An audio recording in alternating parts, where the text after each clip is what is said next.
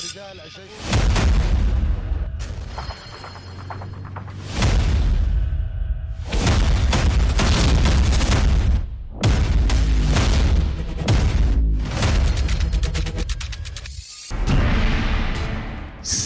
के नए बगदादी का काफिला लगातार आगे बढ़ रहा है। सीरिया की सेना 3 सूबे हार चुकी है। सवाल है कि दमिश्क कब तक बचा पाएंगे बशर अल असद? क्या सीरिया पर आईएसआईएस वाले आतंकी अपना कैलिफेट कायम कर लेंगे?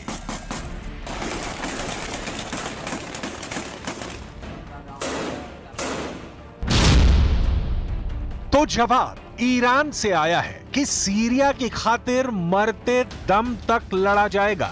खामेनेई का मैसेज है, सीरिया को आतंकियों के हवाले नहीं होने देंगे। जिस तरह 2017 में आईएसआईएस और अल कायदा को हराया, उसी तरह 2024 या 2025 में आईएसआईएस और अल कायदा को खत्म कर देंगे। और इसके लिए ईरान अपनाएगा सुलेमानी फॉर्मूला, वही फॉर्मूला जिसने 2016 में आईएसआईएस को पुतिन के साथ मिलकर सीरिया में हरा दिया था। 23 फरवरी 2016 का यह वीडियो देखिए। ईरान के सर्वोच्च नेता अली खामेनेई सीरिया में लड़ने वाले एक कमांडर की पोती को अपना कैफिये दिया। इसे सीरिया को लेकर एक बड़ा सिग्नल माना गया। साल 2017 में आईएसआईएस सीरिया में हार गया। अब 6 दिसंबर 2024 का यह वीडियो देखिए। ईरान के सर्वोच्च नेता अली खामेनेई ने ठीक यही बात दोहराई जब भीड़ में सीरिया का यह शख्स खामेनेई का कैफिये मांगने लगा।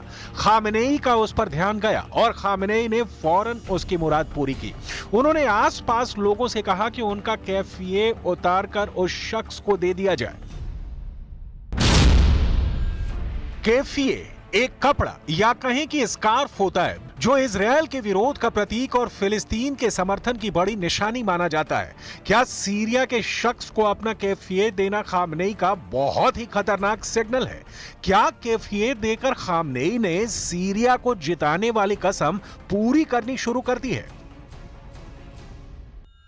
आईएसआईएस का आतंकी जुलानी, जो अब एचटीएस यानी हयात तहरीर अल शाम का कमांडर बना बैठा है, उसको हराने के लिए ईरान अब सीरिया में अपनी ताकत झोंकने जा रहा है। ईरान जानता है कि सीरिया अगर आईएसआईएस और अल कायदा से जुड़े आतंकियों का अड्डा बन गया तो उनका अगला टारगेट लेबनान में हिजबुल्लाह होगा, जो इजरायल का सबसे बड़ा दुश्मन है। इसलिए अब ईरान सीरिया में बशर अल असद की सरकार को बचाने के लिए हर वो मुमकिन कदम उठाए जो वो कर सकता है। جمهوری اسلامی ایران همیشه از سوریه حمایت کرده و خواهد کرد با تمام قوا و با هر آنچه که نیاز باشه و دولت سوریه از ما درخواست بکنه. अबू जुलानी और उसके 15,000 आतंकियों को रोकना इस वक्त बशर अल असद सरकार के लिए बड़ा चैलेंज बन चुका है, या कहें कि अब फर्क सिर्फ जिंदगी और मौत के बीच का है। अगर हयात तहरीर अल शाम के आतंकी दमिश्क की तरफ बढ़े तो समझ लीजिए कि बशर अल असद को अपनी राजधानी छोड़कर जाना होगा, नहीं तो उनका बचना मुश्किल है। और ये बात ईरान बहुत अच्छी तरह से जानता है, जो सीरिया का सबसे पक्का दोस्त माना जाता है। यही वजह है कि खामेनेई ने 2016 वाला कैफिये मैसेज अब 2024 में दिया है। ईरान अब कितनी गुना ताकत से सीरिया में आईएसआईएस और अल कायदा से लड़ेगा, वो तेवर ईरान के सुप्रीम लीडर ने अपना कैफिये देकर दिखा दिया है। सीरिया के मौजूदा हालात कैसे पूरे पश्चिम एशिया को जला सकते हैं और यह युद्ध कैसे सीरिया से निकलकर आसपास फैल सकता है, इसकी बहुत साफ साफ वार्निंग ईरान ने दे दी है। और इसमें सबसे बड़ी चेतावनी तुर्की के राष्ट्रपति एर्दोआन के लिए है, जिन्हें सीरिया के इस संकट का स्क्रिप्ट राइटर माना जा रहा है। اگر سوریه مأمن تروریست ها بشه با بازگشت داعش و دیگر گروه های تروریستی تهدید بزرگی رو برای منطقه ایجاد خواهد کرد و این تهدید حتما به سوریه محدود نخواهد ماند و به کشورهای همسایه سوریه مثل عراق، اردن و ترکیه تسری پیدا خواهد کرد. ईरान ने कहा है कि सीरिया का युद्ध अगर नहीं रुका और आतंकियों को नहीं हराया गया तो सीरिया का हर पड़ोसी जलेगा। इसमें इराक भी शामिल होगा, इसमें जॉर्डन और तुर्की भी जलेंगे, क्योंकि आईएसआईएस वाले आतंकवाद की चपेट में सब आएंगे।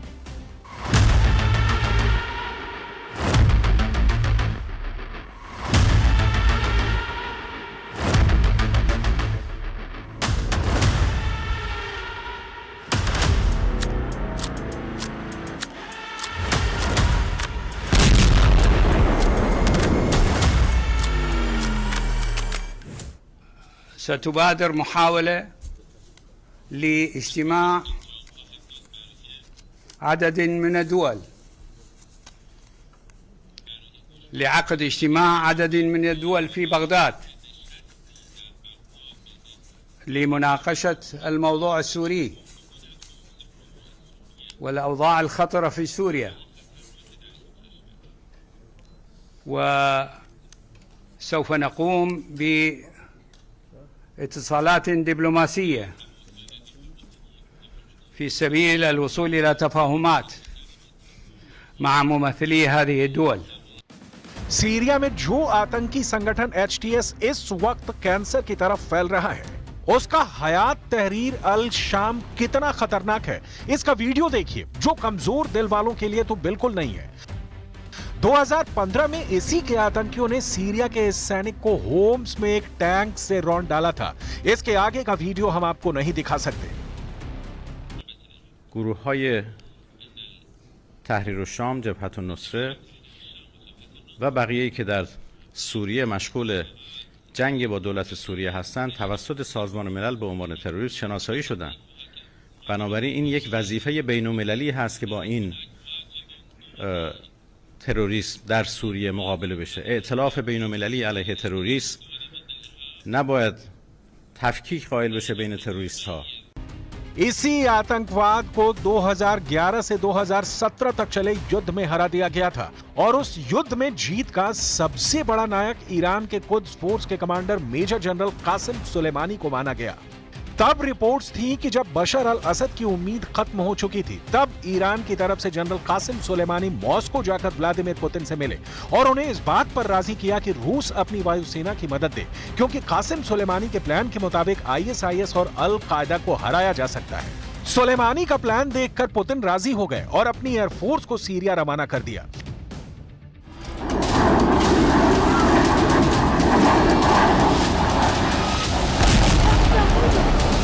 सितंबर 2015 में पुतिन की एयरफोर्स सीरिया पहुंची और एक साल तक लगातार बमबारी के बाद 2017 में सीरिया को आईएसआईएस और अल कायदा से जुड़े संगठनों से आजाद करा लिया।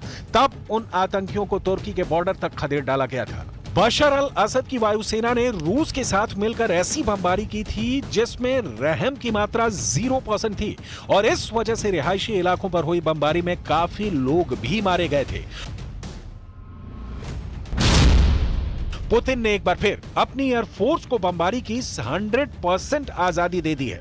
पुतिन का इरादा साफ है, वो सीरिया के कब्जे वाले इलाकों को किसी भी कीमत पर फिर आतंकवादियों से आजाद कराना चाहते हैं।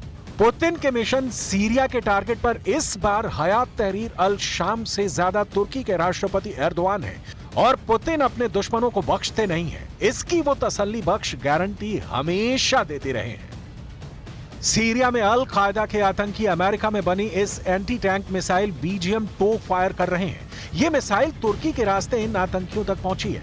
अब नया खतरा यह है कि सीरिया का नया युद्ध ऐसी जंग होने जा रही है जिसमें एंटी टैंक मिसाइल से लेकर बैलिस्टिक मिसाइल वाला हमला भी देखने को मिल सकता है, क्योंकि पुतिन और खामनेई सीरिया के राष्ट्रपति बशर अल असद की सरकार को बचाने में कोई कोर-कसर नहीं छोड़ेंगे। The Syrian armed opposition, including HTS, has essentially been fighting a static war for the last 5 years. And the Syrian government has occasionally bombed or launched very small-scale incursions into these remaining armed opposition controlled areas, but there hasn't been fighting of this scale. आतंकी गुट HTS यानी हयात तहरीर अल शाम को Syria का वो cancer माना गया है जिसकी शुरुआत उत्तरी सीरिया में हुई और इसको पैदा करने में तुर्की की बड़ी भूमिका रही है। हथियारों से लेकर ट्रेनिंग और लड़ाकों से लेकर तकनीक तक सब एर्दोआन की फौज ने सप्लाई की है।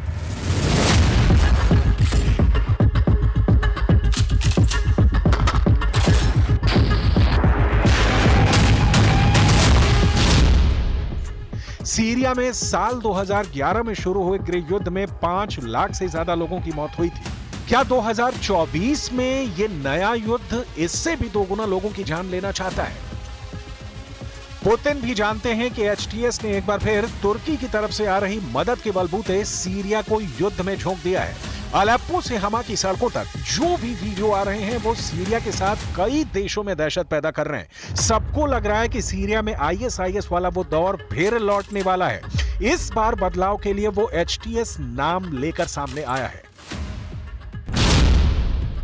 HTS सिर्फ एक नया नाम है। इससे पहले इस आतंकी गुट को नुसरा फ्रंट और जबहात अल नुसरा के नाम से जाना जाता रहा है। आतंकवादी संगठन HTS का मौजूदा प्रमुख अबू मोहम्मद अल जूलानी ISIS और अल कायदा का कुख्यात आतंकी रहा है, लेकिन बाद में उसने HTS में शामिल होकर असद सरकार के खिलाफ लड़ाई शुरू कर दी। बिस्मिल्लाहिर्रहमानिर्रहीम। उबश्शिरुकुम इख्वानी अन इख्वानकुम मुजाहिदून अल-थुवार क़द बदअू बिद्दुखूल इला मदीनत हमा लितطهير ذاك الجرح الذي استمر في سوريا لمدة 40 عاما। أسأل الله عز وجل أن يكون فتحا لا ثأر فيه بل فتحا كله رحمة ومودة والحمد لله رب العالمين। लेबनान और गाजा में लड़ाई की वजह से ईरान भी काफी दबाव में है और सीरिया की सेना भी पिछले कुछ सालों में कमजोर पड़ी है। ईरान की सेना लेबनान में हिजबुल्लाह को जो हथियार सप्लाई करती रही है उसका रास्ता सीरिया होते हुए जाता है। अगर ये सप्लाई लाइन कट जाती है तो सबसे बड़ा फायदा इजरायल को होगा। यही खामनेई का सबसे बड़ा खौफ कहा जा सकता है।